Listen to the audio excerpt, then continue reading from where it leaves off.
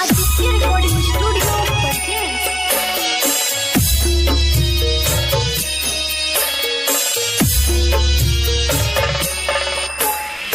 बड़ा रे जतन से माँ सरदे के पूजलियै, माँ सरदे के पूजलियै। होई छन आजू भसान, होई छन आजू भसान। बड़ा रे जतन से माँ सरदे के पूजलियै, माँ सरदे के पूजलियै। होई छन आजू भसान, होई छन आजू भसान, होई छन आजू भसान, होई छन आजू भसान।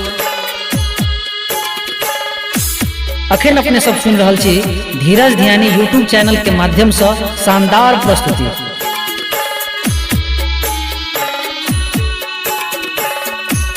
डीजे अखन आरती रहल छै आदित्य रिकॉर्डिंग स्टूडियो में क्रांति। डीजे क्रांति, डीजे क्रांति। धूप बाती फूलन से माँ के अंगना सजलियै, माँ के अंगना सजलियै। सेहो अंगना भ गेलै सुन, सेहो अंगना भ गेलै सुन। धूप बाती फूलन से माँ के अंगना सजलियै, माँ के अंगना सजलियै। सेहो अंगना भ गेलै सुन। अब केकरा अपन दुख कहबै हे मैया, अहे कहबै हे मैया। हमरा बनाई देलवान, होई छन आजू भसान।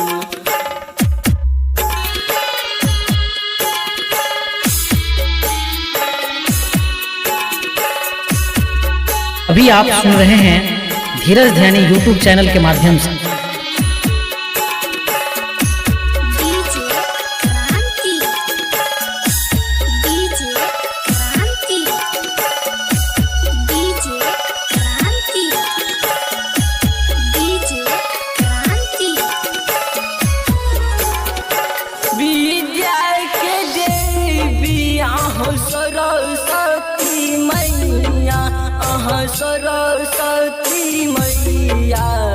देलौ नहीं एको अक्षर ज्ञान, होई छन आजू भसान।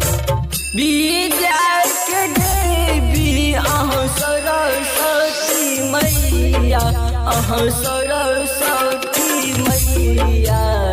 गेलौ नहीं एको अक्षर ज्ञान, होई छन आजू भसान। धीरज ध्यानी के सुनियौ पुकार, माहे सुनियौ पुकार।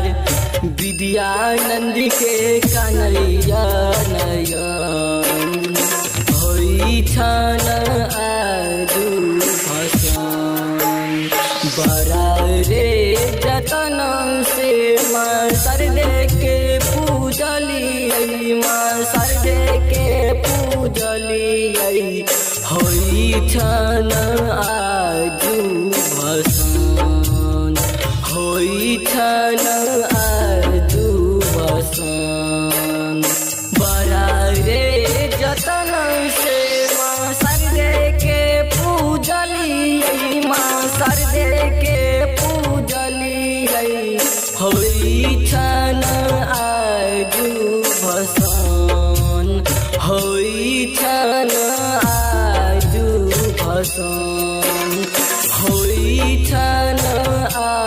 आजू भसान होई छन आजू भसान। Presented by Dheeraj Dhyani YouTube channel.